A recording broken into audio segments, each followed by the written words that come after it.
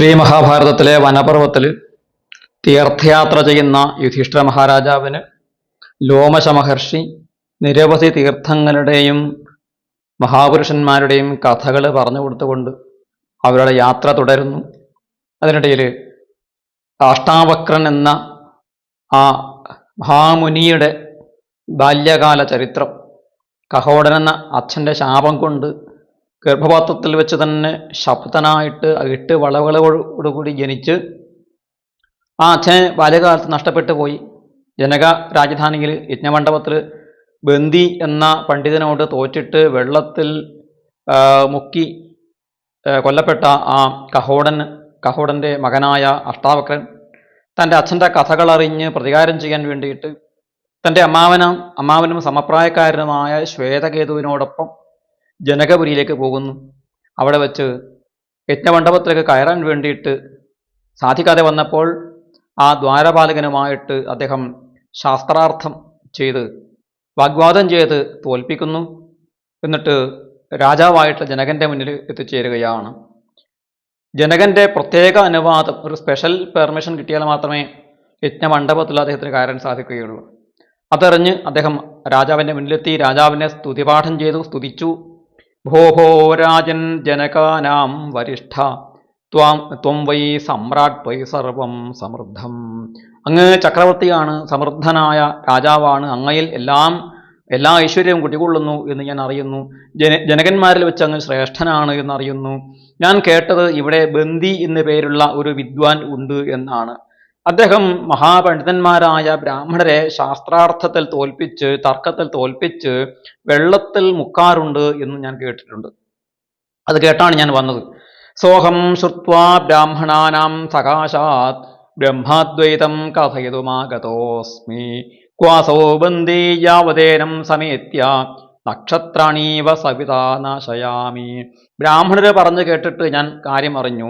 ഞാൻ ആ ബന്ദിയുമായിട്ട് അദ്വൈത ബ്രഹ്മത്തെക്കുറിച്ച്, ബ്രഹ്മാദ്വൈതം പറഞ്ഞ് തർക്കിച്ച് അവനെ തോൽപ്പിക്കാൻ വേണ്ടി വന്നതാണ്.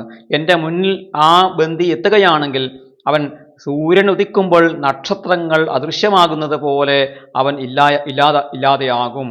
അതുകൊണ്ട് ആ ബന്ദിയെ എനിക്ക് കാണണം എന്ന് അഷ്ടാവക്രൻ അങ്ങേയറ്റത്തെ ആത്മവിശ്വാസത്തോടു കൂടിയിട്ട് നെഞ്ചുയർത്തി തലയുയർത്തി പിടിച്ചുകൊണ്ട് മഹാചക്രവർത്തിയുടെ മുന്നിൽ നിന്നുകൊണ്ട് ആ ജ്ഞാനവാദത്തിന് വേണ്ടിയിട്ട്, ശാസ്ത്രാർത്ഥം ചെയ്യാൻ വേണ്ടിയിട്ട് ഈ ബന്ദിയെ വെല്ലുവിളിക്കുകയാണ്. അപ്പോൾ ജനക മഹാരാജാവ് പറഞ്ഞു, നീ എതിരാളിയുടെ വാക്യബലം അറിയാതെ, അദ്ദേഹത്തിൻ്റെ ജ്ഞാനബലം അറിയാതെ എന്തൊക്കെയോ പുലമ്പുകയാണ്. നിരവധി വൈദികരായ ബ്രാഹ്മണര് അദ്ദേഹത്തോട് തോൽപ്പിച്ച്, അദ്ദേഹത്തോട് വാദിച്ച് തോറ്റ് അദ്ദേഹത്തിന് സാമർത്ഥ്യത്തെ അറിഞ്ഞിട്ടുണ്ട്.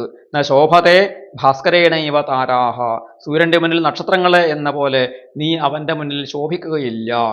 ഇങ്ങനെ ജ്ഞാനോന്മത്തരായ, ജ്ഞാനം കൊണ്ട് ഉന്മത്തരായിട്ടും ഔദ്ധത്യം പ്രാപിച്ചിട്ടും നിരവധി ബ്രാഹ്മണർ വന്ന് തോറ്റ് അവരൊക്കെ തന്നെ നാശമടഞ്ഞിരിക്കുന്നു.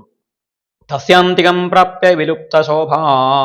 അവൻ്റെ മുന്നിൽ, ആ ബന്ദിയുടെ മുന്നിൽ അവരുടെ ആ ശോഭ നഷ്ടപ്പെട്ടു പോയിട്ടുണ്ട്. പിന്നെ അങ്ങനെ മുങ്ങിപ്പോയവർ ആരാണ് നിന്റെ അടുത്ത് വന്നിട്ട് ഈ വിവരങ്ങൾ പറയുക? അപ്പൊ അവരാരും നിന്റെ അടുത്ത് വന്ന് സത്യം പറഞ്ഞു കാണില്ല, അതുകൊണ്ട് നീ സത്യം അറിയുന്നില്ല എന്ന് പറഞ്ഞു ജനകൻ.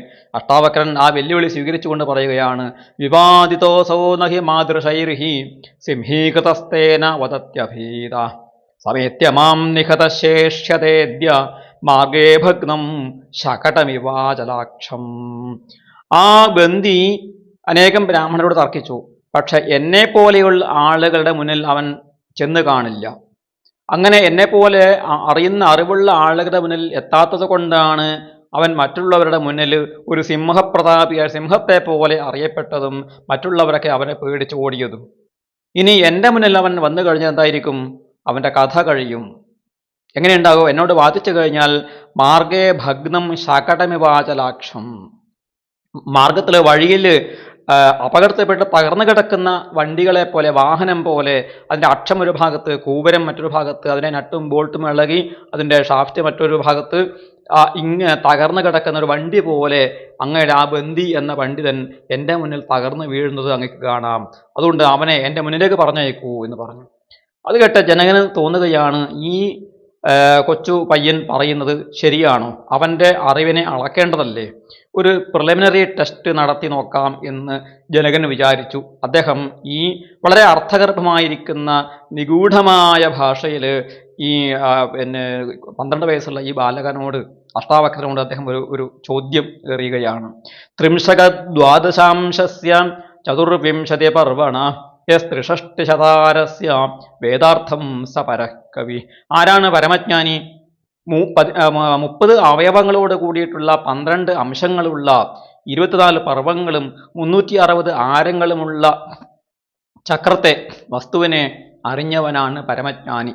നിനക്ക് അതിനെ അറിയാൻ സാധിക്കുമോ എന്ന് ചോദിച്ചു. വാസ്തവത്തിൽ ഈ ഒരു രഹസ്യമായിരിക്കുന്ന, ഗൂഢമായിരിക്കുന്ന ആ വാക്യം പ്രശ്നോപനിഷത്തിൽ നമുക്ക് കാണാൻ സാധിക്കും. ആരാ ഇവ രഥനാഭൗ കലായസ്മിൻ പ്രതിഷ്ഠിതാഹ തം വേദ്യം പുരുഷം വേദ യഥാ മാ വോ മൃത്യു പരിവ്യഥ ഇതി. ആരങ്ങൾ, ഇത്ര ആരങ്ങൾ? 360 ആരങ്ങളുള്ള 6 നാഭികളുള്ള ചക്രത്തെ, അതായത് ആ പുരുഷനെ ആര് അറിയുന്നുവോ അവൻ എല്ലാം അറിയുന്നു എന്നുള്ള ആ ശ്രുതിവാക്യമാണ് ഇവിടെ ഭംഗ്യന്തരേണ ഇദ്ദേഹം രാജാവ് സൂചിപ്പിച്ചത്. അതിന് മറുപടിയായിട്ട് ചിരിച്ചുകൊണ്ട് അഷ്ടാവക്രൻ പറഞ്ഞു, രാജാവേ, മനസ്സിലായി. ആ ചക്രം അങ്ങയെ രക്ഷിക്കട്ടെ. 12 ആരങ്ങൾ എന്ന് പറയുന്നത് 12 മാസങ്ങളാണ്. 12 മാസങ്ങളും ഋതുക്കളാകുന്ന 6 നാഭികളും ഒരു രാശിക്കകത്ത് ഒരു മാസം, അതായത് ഒരു രാശിക്കകത്തുള്ള 30 തിഥികൾ, അത് 30 അവയവങ്ങളാണ്. അങ്ങനെ 12 ഗുണിക്കണം 30, 360 ആരക്കാലുകളുള്ള ആ ചക്രം കാലചക്രമാണ്. ആ കാലചക്രം അങ്ങയെ രക്ഷിക്കട്ടെ എന്ന് പറഞ്ഞു. ജനകനെ അതിശയിപ്പിക്കുകയാണ് ഉത്തരം പറഞ്ഞുകൊണ്ട്. അപ്പോൾ ജനകൻ അടുത്ത ചോദ്യം എറിയുകയാണ്. ബടവേ ഇവ സംയുക്തേ ശേനപാതേ ദിവൗകസാം കസ്തയോർ ഗർഭമാധത്തെ ഗർഭം സുഷുപതുശ്ചകം. ആർക്കും പറയാൻ സാധിക്കാത്തൊരു ഉത്തരമാണ്. 2 കുതിരകളെ പോലെ, ബടവകളെ പോലെ, കുതിരകളെ പോലെ ചേർന്ന് വരികയും ശേനനെ പോലെ, ഒരു പരുന്തിനെ പോലെ ചാടി വീണ് പറന്നു വന്ന് ആക്രമിക്കുകയും ചെയ്യുന്ന ഒരാളുണ്ട്. ആ 2 കുതിരകളെ ഗർഭം ധരിക്കുന്ന ദേവന്മാർ ആരാണ്? അവ ആരിലാണ് ഗർഭം ഉണ്ടാക്കുന്നത്? ഈ ചോദ്യത്തിന് ഉത്തരം പറയൂ എന്ന് പറഞ്ഞു. വളരെ നിഗൂഢമായ ചോദ്യമാണ്. അപ്പോൾ യാതൊരു കൂസലുമില്ലാതെ അഷ്ടാവക്രൻ പറഞ്ഞു, രാജാവേ, അതാ ആ ബടവകൾ ഭാഗ്യവശാൽ അങ്ങയുടെ ഗൃഹത്തിൽ വീഴാതിരിക്കട്ടെ, അല്ലെ അങ്ങയുടെ ശത്രുക്കളുടെ മേലെ പോലും അത് പതിക്കാതിരിക്കട്ടെ. കാരണം എന്താ? ഭസ്മമായി പോകും. വാദസാരഥിരാഗന്ത ഗർഭം സുഷുപതുശ്ചതം. അവിടെ പ്രശ്നോപനിഷത്തിൽ പറഞ്ഞിരിക്കുന്ന ഒരു നിഗൂഢമായ സത്യത്തെയാണ് ഈ അഷ്ടാവക്രൻ അനാവരണം ചെയ്യുന്നത്. പ്രശ്നോപനിഷത്തിൽ 2 കുതിരകളുടെ കാര്യം പറയുന്നുണ്ട്. ഏതാണ്? രയി എന്നും പ്രാണൻ എന്നുമുള്ള 2 തത്വങ്ങളെക്കുറിച്ച് പറയുന്നുണ്ട്. രയി എന്ന് പറയുന്നത് നമ്മുടെ സയൻസിൻ്റെ ഭാഷയിൽ പറഞ്ഞാൽ നെഗറ്റീവ് ചാർജ്, അതുപോലെ പ്രാണൻ എന്ന് വെച്ചാൽ പോസിറ്റീവ് ചാർജ്. ഈ നെഗറ്റീവ് ചാർജും പോസിറ്റീവ് ചാർജുമുള്ള 2 മേഘങ്ങൾ ആകാശത്തിൽ ഒരുമിച്ച് വരുമ്പോഴാണ് അവിടെ ഇടുത്തി ഉണ്ടാകുന്നതും ആ ഇടുത്തി ശേനനെ പോലെ, പരുന്ത് പോലെ പറന്നു വന്ന് ആളുകളെ ഭസ്മമാക്കുകയും ചെയ്യുമല്ലോ. അതിനെയാണ് അദ്ദേഹം ഇവിടെ സൂചിപ്പിക്കുന്നത്. രയി, അതുപോലെ പ്രാണൻ. അത് പ്രശ്നോപനിഷത്തില് 1-ാം അധ്യായത്തിലെ 6-ാം മന്ത്രത്തില് പ്രശ്നോപനിഷത്തില് പറഞ്ഞിരിക്കുന്നു, ആദിത്യോഹവൈ പ്രാണോ രയിരേവ ചന്ദ്രമ. ഈ ലോകത്തെ എല്ലാ സൃഷ്ടികളും നടക്കുന്നത് ഈ പോസിറ്റീവ് നെഗറ്റീവ് ചാർജുകൾ ചേർന്നിട്ടാണ്. അത് സ്ത്രൈണഭാവവും പുരുഷഭാവവുമായിട്ട് വരും. ചന്ദ്രൻ സ്ത്രീയാകുമ്പോൾ സൂര്യൻ പുരുഷനായിട്ട് വരും. രയിരേവ ചന്ദ്രമ. ചന്ദ്രൻ രയി ആണെങ്കിൽ ആദിത്യൻ പ്രാണനാകുന്നു. ഇങ്ങനെ പ്രജാപതി ഈ 2 വിരുദ്ധ ശക്തികൾ ചേർത്തിട്ടാണ് ഈ പ്രപഞ്ച സൃഷ്ടി നടത്തിയത്.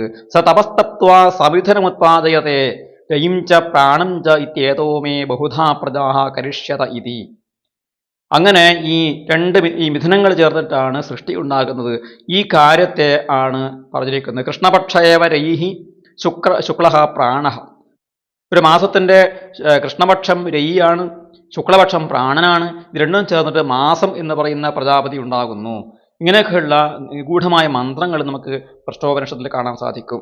ആ മന്ത്രത്തിൻ്റെ രഹസ്യത്തെ ഉദ്ഘാടനം ചെയ്തുകൊണ്ടാണ്, തുറന്നു കാണിച്ചുകൊണ്ടാണ് ഇതിന് നമ്മുടെ അഷ്ടാവക്രൻ എന്ന ആ ബാലൻ മറുപടി കൊടുക്കുന്നത്. അങ്ങനെ ജനകന്റെ ആ ചോദ്യത്തെയും അദ്ദേഹം അതിജീവിച്ചു.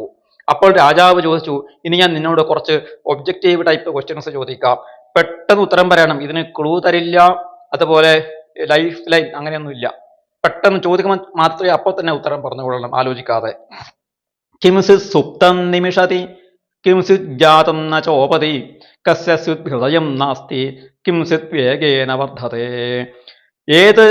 ആരാണ് ഉറങ്ങുമ്പോഴും കണ്ണു തുറന്ന് ഇരിക്കുന്നത്? ജനിച്ച ശേഷം ചലിക്കാത്തത് ആരാണ്? ഹൃദയം ഇല്ലാത്തത് ആർക്കാണ്? വേഗം കൊണ്ട് വളരുന്നത് ആരാണ്? 4 ചോദ്യമാണ്. കണ്ണ് പൂട്ടാതെ ഉറങ്ങുന്നത് ആര്? അഷ്ടാവക്രൻ പറഞ്ഞു മത്സ്യം. ചിന്തിക്കാതെ പറഞ്ഞു. ജനിച്ച ശേഷം ചലിക്കാത്തത് ആരാണ്? അണ്ടമാണ്, മുട്ടയാണ് എന്ന് പറഞ്ഞു. ഹൃദയമില്ലാത്തത് ആർക്കാണ്? കല്ലിനാണ്. വേഗം കൊണ്ട് വർദ്ധിക്കുന്നത് ആരാണ്? നദിയാണ് എന്ന് പറഞ്ഞു. പെട്ടെന്ന് ഉത്തരം പറഞ്ഞു. മത്സ്യ സുപ്തോ നിമിഷത്യണ്ടം ജാതം ന ചോപതി അശ്മനോ ഹൃദയം നാസ്തി നദീ വേഗേന വർദ്ധതേ. ബുദ്ധി പരീക്ഷയായിരുന്നു, അതിലും പാസ്സായി. രാജാവ് അന്തം വിട്ടുകൊണ്ട് അദ്ദേഹത്തെ നമസ്കരിച്ചിട്ട് പറഞ്ഞു, അല്ലയോ ബ്രാഹ്മണ ബാലക, നീ മനുഷ്യനല്ല, നീ ദേവനാണ്. നീ ബാലനല്ല, നീ സ്ഥവിരനാണ്, വൃദ്ധനാണ്. നിന്നെ ജയിക്കാനാവില്ല. നിനക്കിതാ എൻ്റെ വാതിലുകൾ തുറന്നു കിടക്കുന്നു. യജ്ഞമണ്ഡപത്തിലേക്ക് നീ പ്രവേശിച്ചാലും അവിടെ നിന്നെ നേരിടാൻ ബന്ദി തയ്യാറായിട്ട് നിൽക്കുകയാണ് എന്ന് പറഞ്ഞു.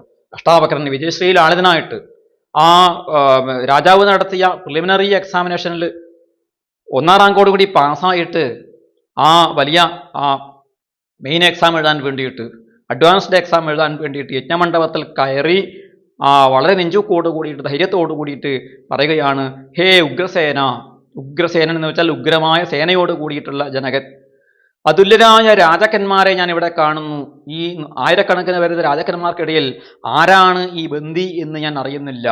അതുകൊണ്ട് ഈ മഹാജലത്തിൽ, ഈ മഹാസമുദ്രത്തിൽ ബന്ദി എന്ന ആ ഹംസത്തെ എനിക്ക് കണ്ടെത്താൻ സാധിച്ചാൽ അവനെ ഞാൻ കയ്യോടെ പിടികൂടും എന്ന് പറഞ്ഞു.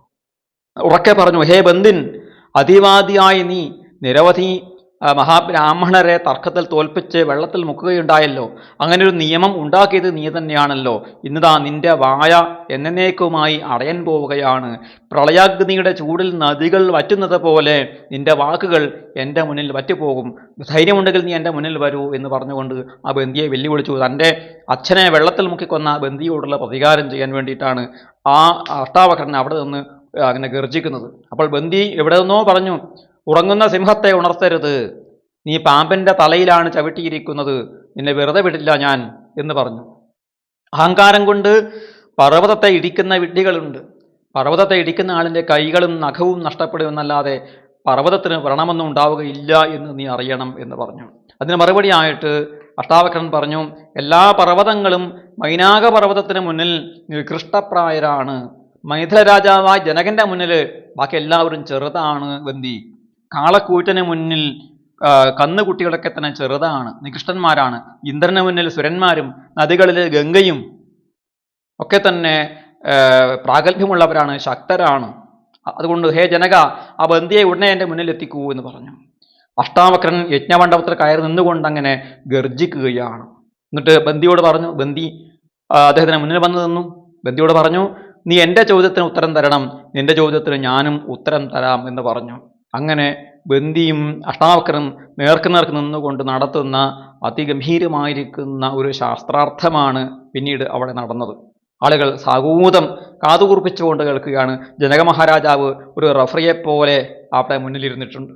അങ്ങനെയുള്ള നിർജ്ജസഭയിൽ ഈ കൊച്ചുബാലൻ 12 വയസ്സുള്ള ഈ മഹാജ്ഞാനിയായ അഷ്ടാവക്രൻ വിരൂപനായിട്ട് 8 വളവുകളോടുകൂടി ജനിച്ചിട്ട് തൻ്റെ ശരീരം തനിക്ക് സ്വാധീനത്തിലല്ലാത്ത ആ പിഞ്ചുബാലൻ തൻ്റെ ആ ധൈഷണിക ശക്തി കൊണ്ട് മഹാപ്രതിഭയായ ബന്ദിയെ പരാജയപ്പെടുത്തുന്ന ആ ഭാഗം എന്താണ് എന്ന് നമുക്ക് ശ്രദ്ധയോടെ കേൾക്കാം.